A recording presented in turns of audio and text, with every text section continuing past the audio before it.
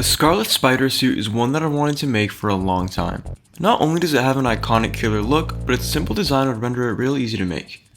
There's something about the simplicity of this costume that I think works really well. So today I'm going to make it. Like any Spider-Man suit, I began with the mask. I started by sketching out my lens onto a piece of paper. Once I was happy with the shape, I turned that template into my foam rims.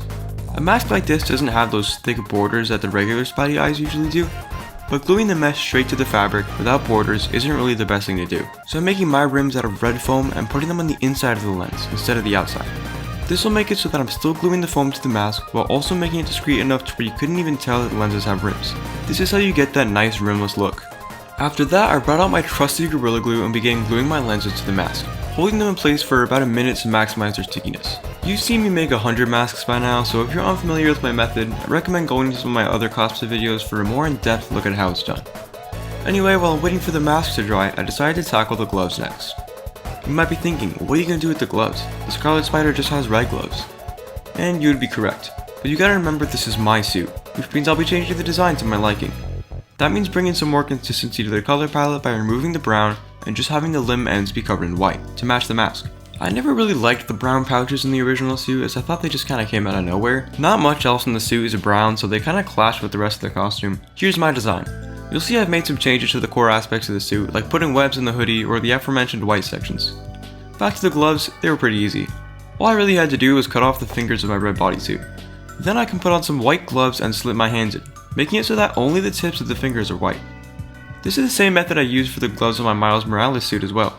I recommend using this method since it's really easy and you don't really have to glue anything or be super precise. With the gloves done, it was time for the other white accent on the suit, the feet. I've already made a tutorial on how to put soles in your Spider-Man suit, but I know you're too lazy to go watch that one, so I guess I can give you a quick rundown of the process. I bought these cheap white water shoes which I cut out the outside of so that it was only the soles. I'm a men's size 8, but I bought these a couple sizes smaller at a 6. The soles need to be a little smaller for the method to work properly, so I recommend going down by 2 sizes. After I cut out the top of the shoe, I placed the soles on the ground and applied some Gorilla Glue. As you probably already know, this stuff is as strong as it is toxic. That means that these won't be coming off anytime soon.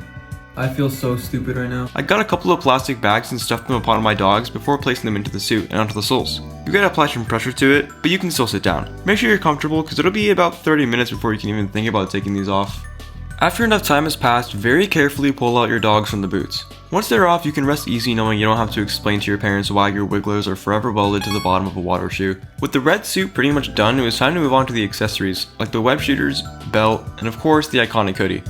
I've made a tutorial for web shooters too if you plan on making them for any suit, but this time I'm not going to be resetting my method, so you're going to have to suck it up and watch it. For the belt, it was quite similar to the web shooters. I simply cut out a long strip of cardboard and a circle to be the useless part in the middle of the belt. Of course, I wrapped it all in silver tape to get that shiny classic look, and glued it together. I used my tried and true command strips to be able to take the belt on and off. For that red circle in the middle, I used some red foam and glued it to the cardboard. After making the belt, it was now time for the hoodie. I started by cutting off the sleeves and cutting the bottom to give it that edgy crop top look that's synonymous with Ben Reilly, and in the culture of his time back in the 90s. Totally tubular! I wanted to cut it a little higher than it usually looks though, just to exaggerate it a little. After that, I drew on the webs and emblem with some good old untrustworthy fabric chalk. I hate fabric chalk. Next, it was time for the daunting task of tracing over the fabric chalk with some shiny black puff paint.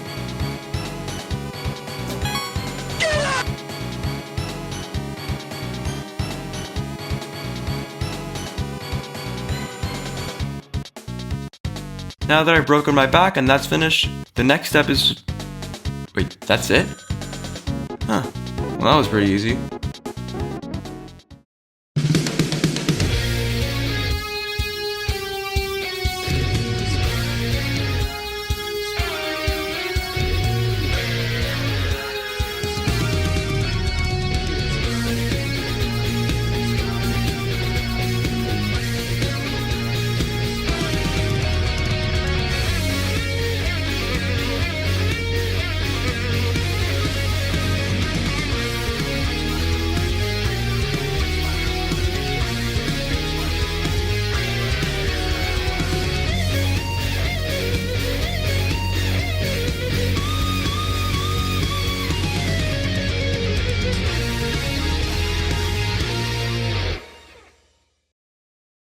I'm sweating my ass off, bro.